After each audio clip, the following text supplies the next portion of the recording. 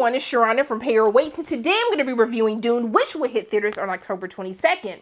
This film is actually is an adaptation of Frank Herbert's novel, which is held to be one of the greatest science fiction novels of all time. But for our film adaptation, this time around we have Denis Villeneuve, who is going to be directing this film, starring Timothée Chalamet, Rebecca Ferguson, Oscar Isaac, Javier Bardem, Zendaya, Jason Momoa, Josh Brolin. It is way too many people to name in this star-studded cast, and due to my asthma and my poor lung capacity, I just don't have the time to name them all. But for those of you who are new to my channel, welcome, hello, so glad you came, I hope you stay. I'll tell you what I liked about the film, what I didn't like about the film, and is it worth your coins or not to pay or wait to see this film in theaters, or also to the time for those of you at home to watch this film on HBO Max, where it will be streaming the same day, because that's your business, how you watch your movies. So, going into what I enjoyed about Dune, you guys, I want to give kudos to Denis, because not only did he understand the assignment, he understood the source material of Herbert's work, but you can truly feel the love and respect that he has for this novel. The storytelling that we see, the visual storytelling that we see as this world comes to life, it finally feels like we have a movie that has the effects that it deserves, but the visual storytelling that it deserves to really make this world feel fully realized on screen. I love the set pieces in this film. The world just feels so massive, but it feels so beautiful as we travel to all of these different places that I really love the choice that Denis made to really try to build these sets, but also to film in real places, to film in a real desert. But also he made a little comment basically saying they didn't film Johns in a swimming pool, so what we look like trying to film the whole movie on a green screen. I was like, I feel you and I see you, and the movie paid off because of that. I just think that everything looks so beautiful. The cinematography, Greg Fraser, fantastic job. Also, too, with the costume design with Jacqueline West, Bob Morgan. The costumes just look absolutely phenomenal. There were a couple of pieces, like I know this is supposed to be in the future, but I can definitely rock this trench coat that I see Paul wearing. Like, I think I can make it work right now in 2021. But I think that everyone looked absolutely fantastic. And from an acting standpoint, I have to be honest with you guys, I don't have time to really go down name by name of this cast to talk about their performances, but I do want to let you know there is not one person that's not giving what they're supposed to be giving. Every single cast member delivers in this film. You truly understand that they were the perfect person to be casted for that role. There are no weak links whatsoever in Dune. But I do want to take the time to shout out a couple people that I really love their performances. First, I want to give a shout out to Timothée Chalamet. I think that he feels like the perfect embodiment of Paul. You truly see this charismatic young man who literally, even though he looks confident, but you feel the weight of the world that's on his shoulders, and you feel that there's this internal conflict of having to live up to this expectation of who his parents want him to be, even when he can't even fully realize that, like, sir, you a whole messiah, you don't even know it yet. I just think that he plays the character so well. I love the interactions between him, his mother, and his father. Timothée Chalamet actually looks like he could be Oscar Isaac and Rebecca Ferguson's child. I feel like that was just really good casting from a look standpoint. I was like, I can totally see these two beautiful human beings making this other beautiful human being. It totally makes sense to me. But I love the interactions that we get to see between him and his father. Duke Leto, played by Oscar Isaac, who was also fantastic as well. I really love the few interactions that we do get to see how his parents care so deeply for him and how they see such a great man within him, even though sometimes Paul might not be able to see him himself. But I love a conversation that they have where he's basically telling him, like, you could take your own path. You can choose your own path that's ultimately going to lead to the same road. Just do what you need to do, even though Paul doesn't understand that path's going to come a little sooner than what he thought. But Rebecca Ferguson, can I just say, has there ever been a role that Rebecca Ferguson has not ate? Because she kills every role, every single role. I don't even know if I've seen a bad performance from her. And I feel like we need to be talking about her more than we already do. But I love her as Lady Jessica. And just to take note, Lady Jessica is really the reason that all of our characters are in this situation, because she had an assignment. She understood the assignment. She chose to go a different route with that assignment.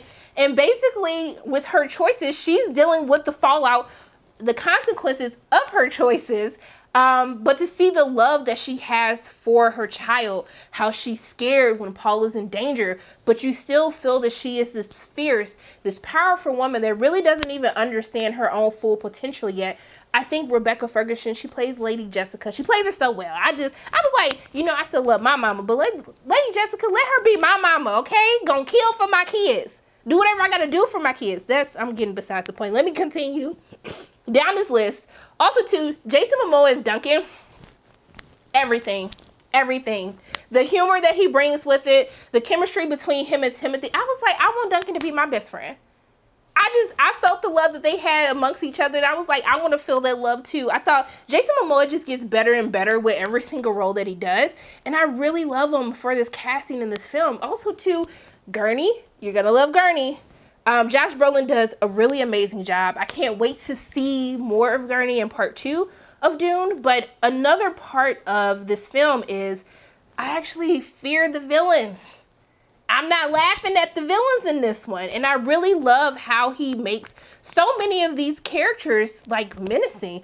Even like Reverend Mother, I was like, sis, like I know you powerful, but you don't have to come and scare us like that. There's a scene that she has with Paul.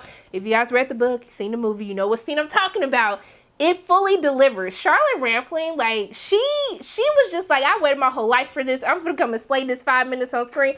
It was so good. It's so good. I was scared of her. I was scared of the Reverend Mother. Also, too, with Stellan Skarsgård as the Baron, I was like, this is the Baron that we deserve from jump. He is menacing. You understand why he is like this tyrant, this horrible, horrible person. Even in the few scenes that we get to see him in part 1, I just thought he was fantastic. I was like, Stellan, you totally did that. Like from the prosthetics that we see, it's just even how he basically hovers. I just thought it was so well thought of, so good, well planned out. I thought it was really, really good. That's all I'm gonna say for the performances. Like I said, everyone is great. You don't get that much Zendaya, you don't get that much Dave Bautista. You'll get more of these characters as we get into part 2 of Dune. And also too, while I'm speaking about part 2 of Dune, did we already greenlight this? Like, is it ready? Warner Brothers, can you just go ahead and make the announcement? Because you're going to do it. Just save us all the time, the heartache, the waiting. Just go ahead and make the announcement now. But let me get back to the review. I also want to say Hans, he's just a fantastic composer. Like, you know what I'm going to say. The score was everything. I understand why he told Christopher Nolan no to Tenet. He said, this was my dream. I'm finna come and slay it. You guys it's Hines. Like, you already know what it is. I don't even need to take the time to say it, but I just still wanted to give props to where props is due. Now, also, too, I know a lot of people had an issue with Dr. Kynes, who was basically played by Sharon Duncan Brewster, and I don't think it was that big of a deal to change the gender. It doesn't change the story. It doesn't change that, Dr. Kynes is this peacemaker who understands all of these different cultures, and I thought that she did a really great job. I mean, I don't know why people was tripping. I just felt like I needed to say that because people were really just caught off guard with that. It doesn't change the story, y'all. Just not a man no more. He's a woman now in this adaptation. That's all that you really needed to know. Now, even though I have a lot of things that I really enjoy from the look of it, the effects that we have, I do have just a minor issue. And again, it's not even that big of an issue. I do feel as though because this is part 1 of the book, as we get into the second half of this movie, the pacing starts to get a little bit slow. And I don't know if they were kind of going back and forth on where they necessarily wanted to end the movie or how they wanted to keep that storytelling going. But it does become a slow burn towards the second half of the film. Now, the 2.5 hour runtime, I was extremely sleep exhausted running on fumes, and I stayed awake the whole time. Like, I didn't have any issues with it because the story is still compelling. It still looks great. It made me want to keep watching, but I will say from a pacing standpoint, it does become an issue in the second half of the film, and I'm very interested to see how people react to where the story actually ends off on part 1. I would look at this like this is like a prequel. Like, we were just here to establish some of the minor details. And I know that part 2, this one is going to be on and popping. Also, too, there's a lot of, like, I really love the themes of Dune as you get in the book when we talk about, the lust for powers. We talk about how we treat the environment. Also, too, the clashing of civilizations and cultures and the fighting. I didn't feel that as much in this one, and it could go back to what I was saying. This is really like high level overview. This is just like, this is the story. These are the characters that we're introducing. This is to help you understand the journey that Paul and Lady Jessica are on. But it just, I don't know, I wanted a little bit more, especially since there is so much exploration into this world. I wanted them to really talk more about some of the social issues that we do have in the novel. But other than that, the action is good. It's not a lot of action. I'm not going to say that as a con. I just want to set you up with a proper expectation. When the actual sequences do happen, they are big. They look great. But it's going to be few, far, and in between for this movie. I just want to make sure that no one goes in thinking I'm going to get this whole action spectacle from beginning to end. That's just not the movie that we're in. But overall, for me, I had a lot of fun with Dune. Just, it looks beautiful on screen. You can tell that there's so much love and care that was put into this project to actually see this world realized to the vision that I think Frank Herbert, fans of Dune, fans of just sci-fi in general, you can see how all of these sci-fi franchises that we have today, how it was inspired by Herbert's work. And I just think that fans are going to love it.